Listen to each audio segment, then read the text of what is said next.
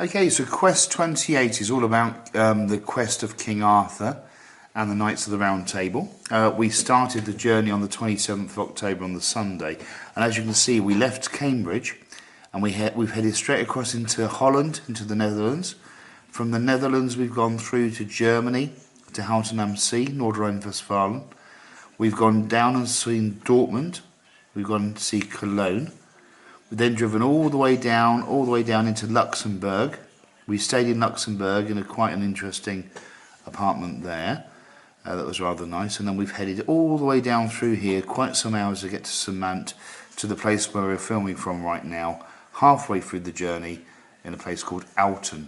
But as we know, Autun was Augusto done back in the Roman times, so very strong. So we're following the footsteps really from Germany, from where the purported King Arthur went into the Netherlands, and then he travelled through with the Roman army all the way through, and we're following his same footsteps all the way along the side.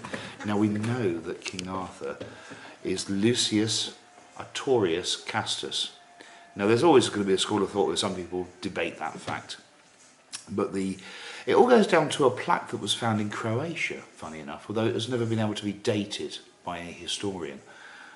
But yeah, Croatia is quite an interesting place to have that find, considering that King Arthur travelled around from Germany right the way through to head towards England. I think a lot of people have always mistaken King Arthur to be the British-born king from the Dark Ages, where there was no information at all for a certain period of time, hence called the Dark Ages. However, there is information about him, and there's nothing to confirm that he ever was born in England. In fact, I put it across that he was definitely most adamantly born in Houten in that district of the Roman Empire back in the day, where the castle was at that point in time. So when we go through, we started on the Sunday, and now we went through and we went to, back in England, we went to St Mary's Church at Holton St Mary, which has a great connection to Mary Magdalene. Now there was lovely calm images there. We've got some pictures obviously that have gone onto our websites and various other feeds of social media. We then went on to All Saints Church in Great Oakley. Rather interesting church because it's got quite a wooden tower there. Now it is what I call a Tudor style church, and that's definitely connected to the Fordham line. But when we think about Great Oakley, as the crow flies to Kelshaw in Hertfordshire, where the Fordham line is quite strong as well, there's not that many miles between the two, really. Into Sunday still, we then arrived at the Alma Inn for a nice bit of food. That was always very appreciative of the food. And then we boarded the Stena line to go on to the Harwich to the Hook of Holland. And that was a nice calm trip. We had single cabins both along the way, all rowed up. And that was rather interesting as well. The journey was nice and pleasant there. Arriving in Holland sometime around about 8 AM Holland time, obviously because Britain has gone back, UK's gone back by 1 hour, so that changed the time by an hour there. I met some very nice Dutch people actually on the ferry, going out onto the open deck and having an interesting conversation with their views. Now they were just going over to see London, so that was quite interesting. They'd literally gone to visit London for the day, so gone over the night before, gone to London during the day, and then getting the night ferry back to Holland. So there were some nice people there. We then went on to, we arrived obviously in Holland. We went to St Lambertus Church in Rotterdam in Holland. Now Rotterdam is a lovely place, don't get me wrong, but it's way too fast for my liking. The drivers are crazy, absolutely crazy. They drive so close. If that was in England, they'd be pulled over by the police if they saw them. They're literally inches away from each other at high speed, which is quite scary. Needless to say, I won't be driving in Holland ever again. But however, St Lambertus Church was very nice because it's all about King Pharamond, again going back to my 58th great-grandfather, which is quite interesting, from Westfalen, again in Germany. We then went on to the Cathedral of St Martin in Utrecht.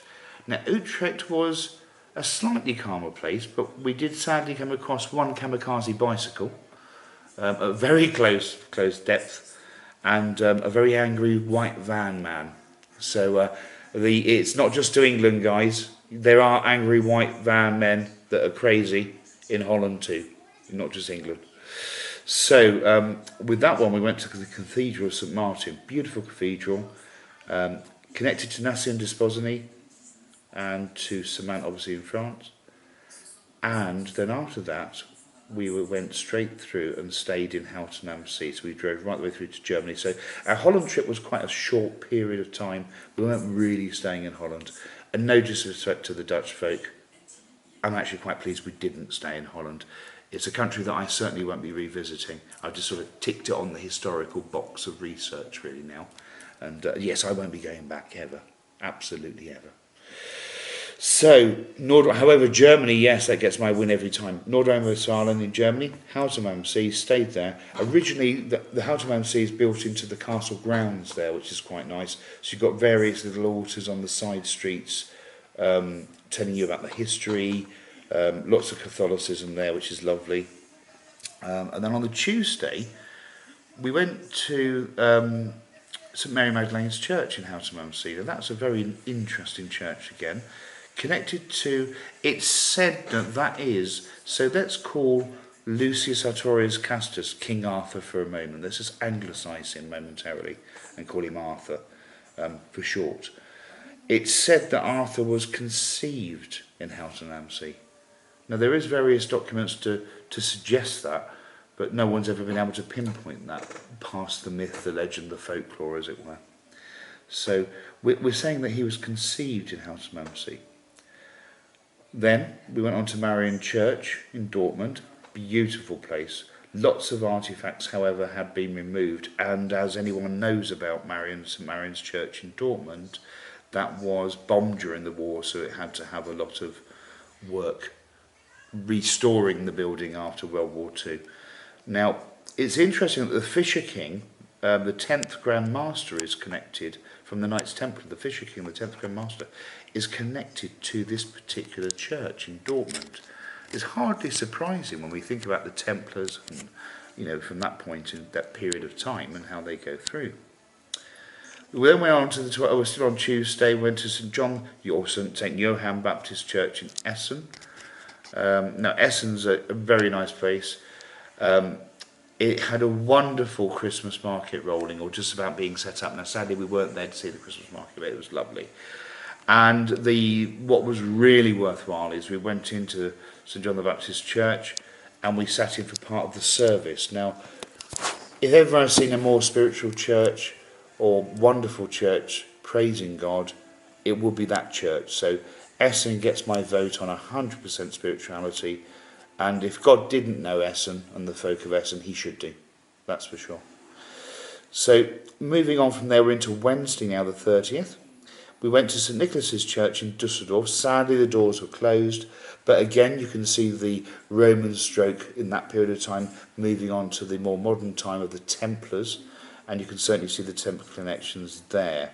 Now, again, it's suggested that St Nicholas Church in Dusseldorf, in Germany, is a place of instruction for King Arthur, and it also has, let's not forget, a Frotmund and Frotharius link to the year 794 AD. Now, Frotharius was also known as Pharamond, so that's where it gets a little bit confusing in the timeline. So, but St Nicholas Church is obviously on Nicholas Street, and wonderful church, but sadly no contact numbers to make contact to visit. So clearly God was not at home that day. In that particular area, sadly. It's quite an interesting part for me to because my great-grandfather spent many a time there and absolutely loved the wonderful city. So that's my great-grandfather from my mother's side. He was there for a great period of time, on and off over the years, doing various things. So that was rather a very personal touch for me. Makes it much more, especially someone it's a recent linear touch, rather than a sort of 200, 500, 700 years ago, as it were. So we then went on to Cologne Cathedral, lovely cathedral, but no spirituality. I've got to be honest there. I sensed absolutely nothing in that church, in that cathedral, apart from it looks nice. you know, but it didn't seem to really do what it said on the tin. It didn't really show much of a spiritual worthiness, as it were. Rightly or wrongly, this is my opinion. Others will have different opinions. We're all entitled to our opinions. But I've got to speak it from my viewpoint, and I would be wrong to not share with you guys my own inner thoughts about the entire experience. So sadly, Cologne does not get my vote, guys. Moving on to St Paul's Cathedral in Münster. It was nice, again, but there was no spirituality there. There was no love of God. I didn't sense that at all. It was a very nice cathedral, connected to King Marcomer, 387 AD. That he was allegedly, King Marcomer was educated there, it is suggested.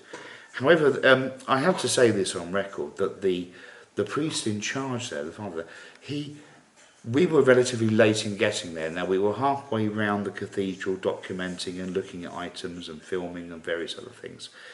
And he was quite blunt in saying very promptly, we're closed, in other words, wanting us to leave. So I wanted to take a picture of a wonderful piece of mechanical clocks that's on the upper right-hand side when you enter the cathedral. And he tried to stop us from taking those pictures because it was at that point 3 minutes past 7 p.m. So it was 3 minutes past the closing time. But I don't know what you make of that. I wasn't impressed. I certainly won't be going back to Münster. They can keep that place quite happily. And yeah, I was disappointed, I'll be honest with you. I expected from members of the clergy to be much more reverent in their mode, and I didn't experience that. And it's a shame. It really is a shame, because no wonder some of these churches and cathedrals are empty. No wonder they haven't got the people going there, because if you're not inspiring people, if you're not being polite and kind and welcoming to people, they're not going to come back. Simple. So I think there needs to be a radical upheaval of all the ways that the Christian faith across the denominations works, because, you know, let's face it, the churches are failing, and there's a reason why they're failing. They need to be made more fun. I don't know. They just need to be made more fun and much more welcoming. 3 minutes past 7, guys, is not a bad issue. We were at the near to be exiting. Yeah, sure, take your picture, off you go, have a lovely evening, goodbye. That's all that had to be said. But there we are. So that was that one. So after that, we're going into Thursday. Now, we went to Basilica of Castor Church in Koblenz. Now, Koblenz is a wonderful place, full of energy, full of life. There's an original link to King Arthur to the left of the church, on the left-hand side, which is quite interesting, on a stone. So, again, it's suggested that King Arthur, as a Roman soldier, travelled through there. Which I think is absolutely paramount for people to know. Going on to there, we went on to the Notre Dame Cathedral in Luxembourg City. Again, it suggested that King Arthur, or Arthur, was instructed on his quest for the Grail at that point in time. Now, it's interesting how that point, that pivotal point there, and that in Luxembourg, if we go back to the old maps, what that really means to many other historians along the way.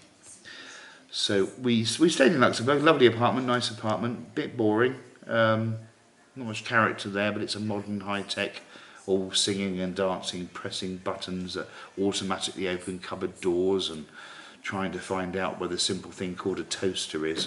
But I'll save you all the triviality of that and we'll just move swiftly on, I guess. So going into Friday, went to Notre Dame Church in Luxembourg. Beautiful church with really good energy. So that church in Wiltz, or Wiltz, however you pronounce it, again, I'm not surprised it had the energy and the magnetic connection because of the quest for the Grail. And the Wiltz, or Wiltz in Luxembourg, is so powerful in that quest for the Grail. So that was no big surprise to me there at all.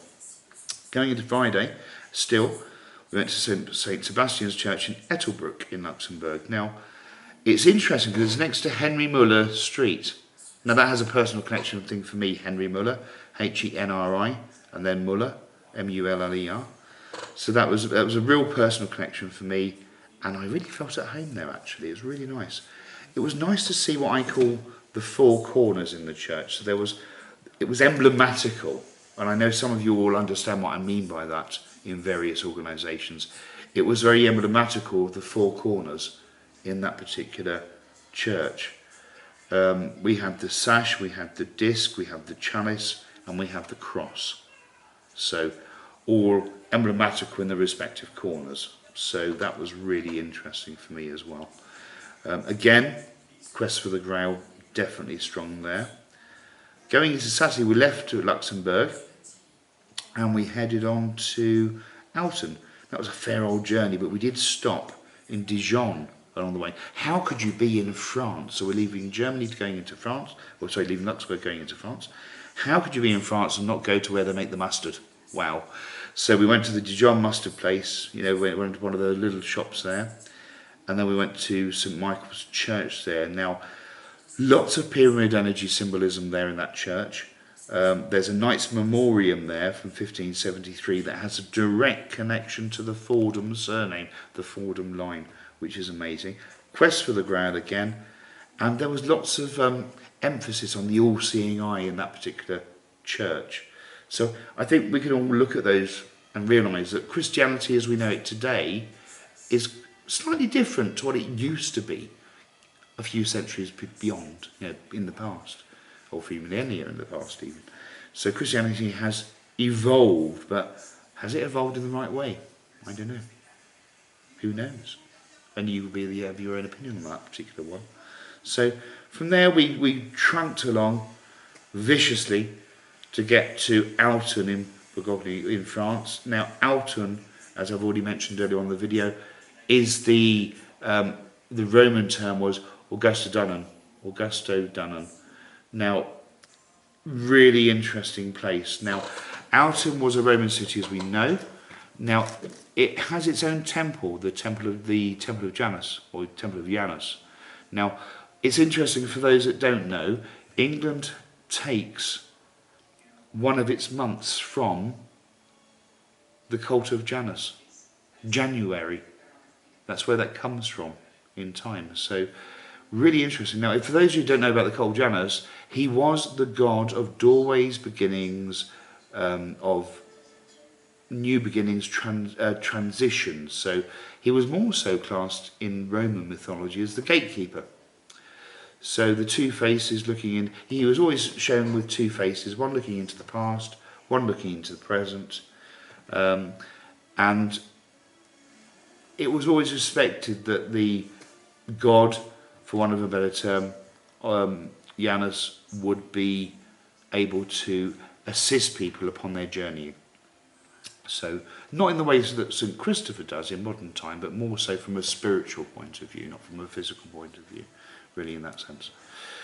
Now, currently Autun's population is, I think I've already mentioned this earlier on today, but 15,000 people is about roughly the size of Autun today. But back in the Roman times, it was still the same area, big and large, beautiful area, absolutely beautiful. But it had about 30,000 main residents at that point in time. But it always had, passing through, blocks and blocks of Roman soldiers and businesses and trade of an extra 70,000 people. So at any one time, it had about 100,000 people, which is phenomenal. You can imagine the locals seeing 70,000 people per se marching through in their droves with the Roman Empire. You're not going to argue with them, are you? Let's be honest. You're just going to go, hey guys, hi, what can we get for you?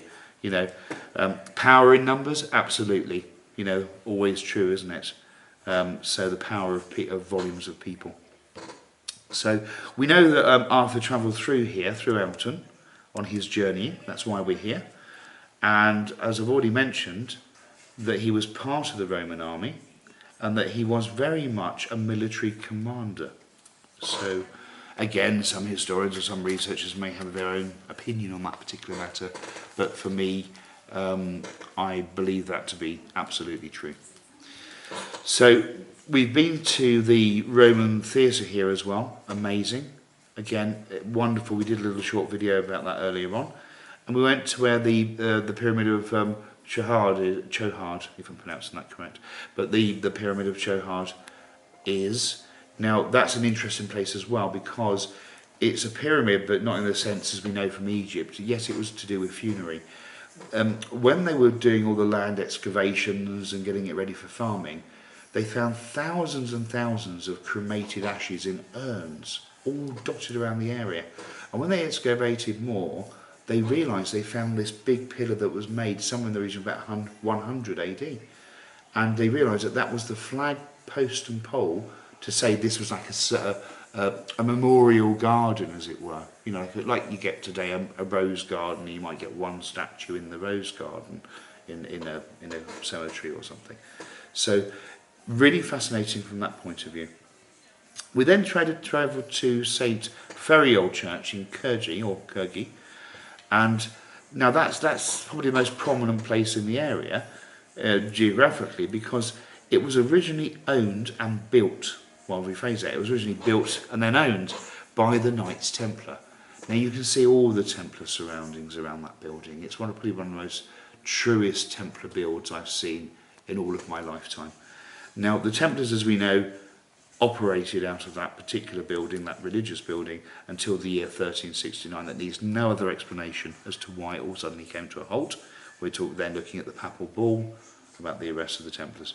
Now, what's also interesting, if we take it forward a little bit, Pope Clement VII, he lived 1418 to 1534.